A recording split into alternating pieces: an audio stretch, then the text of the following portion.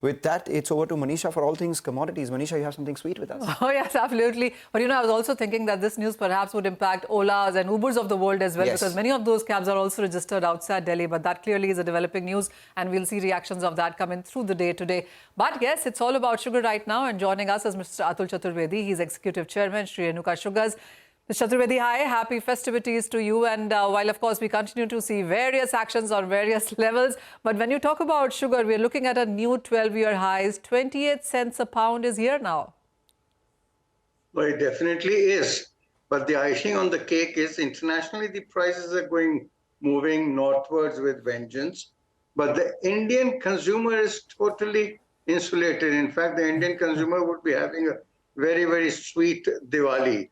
So our values are closer to about $480 or $470, whereas our neighbors are actually having sugar at $1,000, both in Bangladesh and in Nepal. So I think Indian consumer is well protected. All right. So I think next time you travel outside, you could carry sugar in your bags, perhaps. Okay. So it can give ideas to smugglers. All right. I also want to talk about crushing to you, because the crushing in Indian states has started, and we do understand that by the second week of November, almost 80 to 90% mills would be crushing. What is the number that we're looking at right now? The second part is also about the tranches that the government is ensuring enough availability into the Indian markets. So would you say that there is enough sugar to deal with within Indian markets?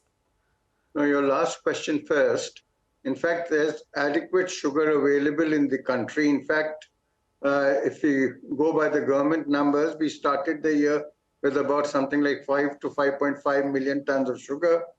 And if you go by the ISMA estimates of sucrose production at about 33.6 million tons, so there's adequate sugar both for diversion towards ethanol, close to about 4 million tons or thereabouts, and even consumption at around 28.5 million tons. So I think there would be adequate sugar available, and there's absolutely no reason. But we will have to watch closely how the crushing season in both Karnataka and Maharashtra pans out.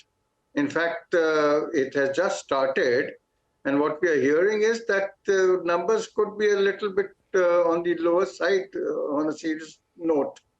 UP looks to be quite all right. UP, there's no issues. So we could have some hiccups as far as production is concerned, but nothing to fear about. Two things that are pending right now, and Mr. Chaturvedi, one is the UP SAP price. Is there any number out there? And the second is the ethanol pricing after sugar. I mean, I'm assuming the tenders start to come out this week as well, and there's no price revision that we've seen yet. So, in fact, that is the reason why we are not penciling in a number for ethanol diversion. With sugar prices, even within the country, reasonably strong and quite all right. But then if the ethanol price is not jacked up, then the mills might actually produce much less of ethanol.